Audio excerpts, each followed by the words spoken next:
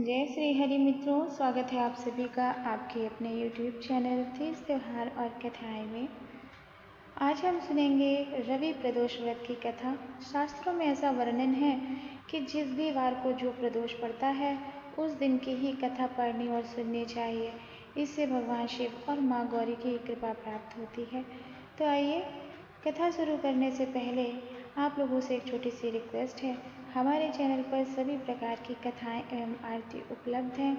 अपना सहयोग करिए, चैनल को सब्सक्राइब कीजिए, वीडियो को लाइक और शेयर और कमेंट बॉक्स में हर हर महादेव अवश्य लिखिए। तो चलिए आगे बढ़ते हैं। आज रवि प्रदोष व्रत की ये पावन कथा सुनते हैं। तो बोलिए भगवान श्री गणेश की जय, भगवान भोलेनाथ माँ गौरी की जय। एक बार की बात है, ऋषि समाज द्वारा सभी प्राणियों के हितार्थ भागीरथी नदी के तट पर एक गोष्ठी का आयोजन किया गया। इस सभा में व्यास जी के परम शिष्य पुराण वेदता सूत जी महाराज भी थे।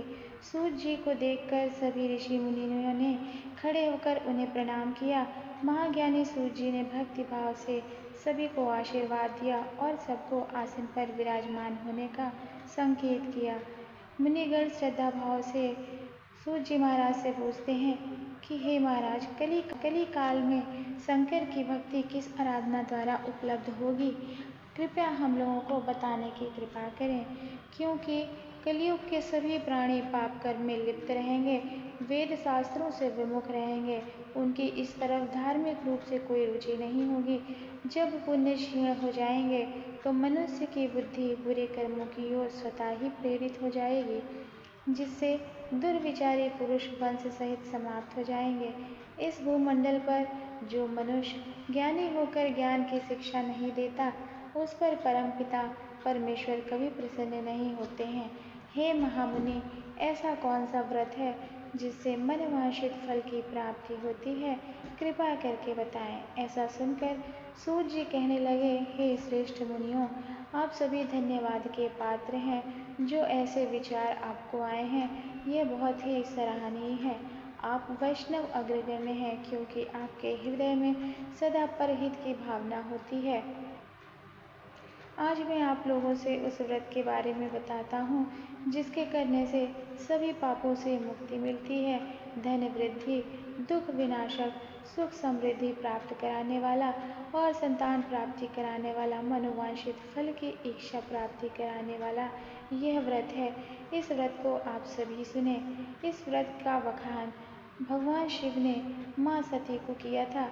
उनसे प्राप्त यह परम श्रेष्ठ उपदेश मेरे पूज्य गुरु जी ने मुझे सुनाया, जिसे आज इस पावन अवसर पर मैं आप सभी को सुना पा रहा हूँ। सूत जी कहने लगे, आयु वृद्धि स्वास्थ्य लाभ के लिए त्रयोदशी का रविवार प्रदोष का व्रत करें। इस व्रत की विधि इस प्रकार है। सुबह स्नान कर निराहार व्रत करें, शिव जी का ध्यान करें, शिव मंदिर में जाकर भोलेनाथ की पूजा करें। पूजा के बाद अर्धपुंड का त्रिपुंड तिलक धारण करें, शिवलिंग पर बेलपत्र चढ़ाएं, धूप दीप अक्षत नैवेद्य आदि से भगवान भोलेनाथ की पूजा करें। उनके प्रिय वस्तु, प्रिय भोग, भांग धतूरा आक आदि अर्पित करें, फल अर्पित करें। ओम नमः शिवाय मंत्र का रुद्राक्ष की माला से जाप करें, ब्राह्मणों को भोजन कराएं और सामर्थ्य अनुसार दान दक्षिणा दें। इसके बाद मौन होकर प्रदोष का व्रत रखें। व्रती को सत्य बोलना चाहिए। इस व्रत में हवन आहुति भी अवश्य ही देनी चाहिए।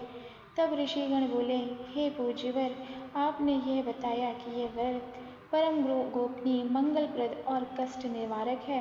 कृपया यह बताने का कष्ट करें कि यह व्रत किसने किया और उसे क्या शुभ फल प्राप्त हुए। श्री सूत जी बोले, आप शिव के परम भक्त हैं। आप सभी की भक्ति देखकर मैं व्रती पुरुषों की कथा कहता हूँ।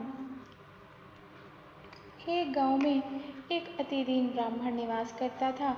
उसकी पत्नी प्रदोष व्रत किया करती थी और उसको एक पुत्र भी था। एक बार की बात है, उसका पुत्र गंगा स्नान करने के लिए गया और मार्ग में उसे चोरों ने घेर लिया और वे कहने लगे, हम तुम्हें मारेंगे नहीं, बस तुम अपने गुप्त धन का पता हमें बतला दो। बालक दीन भाव से दुखी होकर कहने लगा, हम अत्यंत दुखी और दीन हैं, हमारे पास धन कहाँ है। चोर फिर कहने लगे कि तुम्हारे पास इस पोटली में क्या बचा है। बालक ने उत्तर दिया कि मेरी माता ने मुझे रोटी बनाकर दी है। दूसरा चोर बोला, भाई यह तो अति दुखी दीन और दुखी हृदय है, इसे छोड़ देते हैं। बालक इतनी बात सुनकर वहां से जाने लगा और एक नगर में पहुंचा। नगर के पास एक बरगद का पेड़ था। बालक थक कर वहां बैठ गया और पेड़ की छाया मिलते ही वह वहां सो गया। उस नगर के सिपाही चोरों को ढूंढ रहे थे और वह उस बालक के पास आए।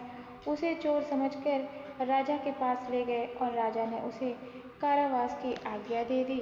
उधर बालक की माँ भगवान भोलेनाथ जी का प्रदोष व्रत कर रही थी। उसी रात राजा को स्वप्न हुआ कि राजन, यह बालक चोर नहीं है, सुबह होते ही इसे छोड़ दो, अन्यथा तुम्हारा सारा राज्य वैभव सुख समृद्धि आदि बहुत शीघ्र ही नष्ट हो जाएगी। रात समाप्त होने पर राजा ने उस बालक से पूरी वृत्तांत पूछा और बालक ने सारा वृत्तांत कह सुनाया।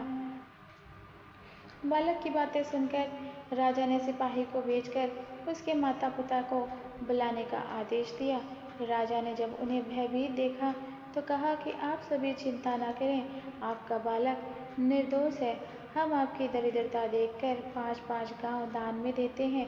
भगवान शिव की दया से ब्राह्मण परिवार अब सुखी रहने लगा।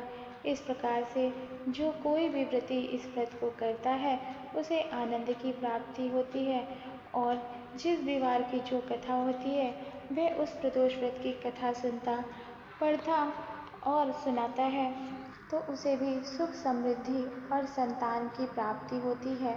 तो बोलिए भगवान भोलेनाथ की जय, माँ पार्वती की जय।